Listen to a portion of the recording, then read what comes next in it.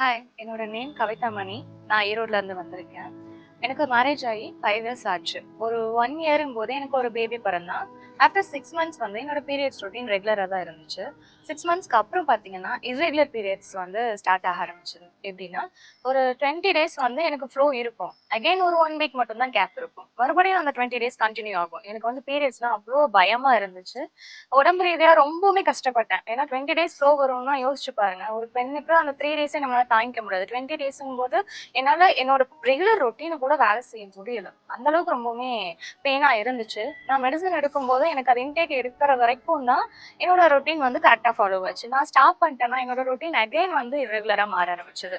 So இந்த comfort நான் எனக்கு ஒரு கம்ஃபர்ட் ஜோன் அமைச்சுக்கணுங்கிறதுக்காக நான் சில விஷயங்கள தேட ஆரம்பிச்சேன். அப்பதான் தெரிஞ்சது பிளாஸ்டிக் நாப்கின் யூஸ் பண்ணா இந்த மாதிரியான சில விஷயங்கள் உங்களுக்கு அஃபெக்ட் ஆகுங்கிறது. சோ அதெல்லாம் கத்துக்கிட்டதுக்கு அப்புறம் நான் வந்து தேடினேன். எனக்கான சொல்யூஷன் எதுவா இருக்கும்? அடுத்த பிராண்ட் நான் போகும்போது எனக்கு ஃபெமிங்கிற ஒரு பிராண்ட் கிடைச்சது.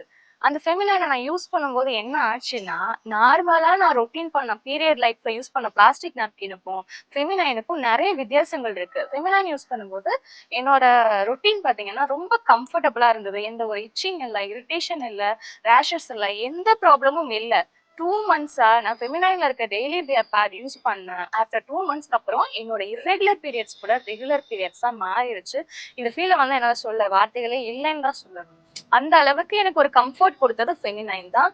நான் 2 இயர்ஸா இப்போ ஃபெமினைன் மட்டும் தான் யூஸ் பண்ணிக்கிட்டு இருக்கேன். நான் ஹானஸ்ட்டா சொல்வேன். ஏன்னா இது வந்து எல்லா பெண்களும் தெரிஞ்சுக்கக்கூடிய ஒரு விஷயமா இருக்கு.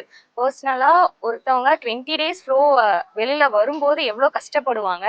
அத ஒரு ஃபெமினைன் நாப்கின் மாத்துதுன்னா எவ்வளோ பெரிய விஷயம்.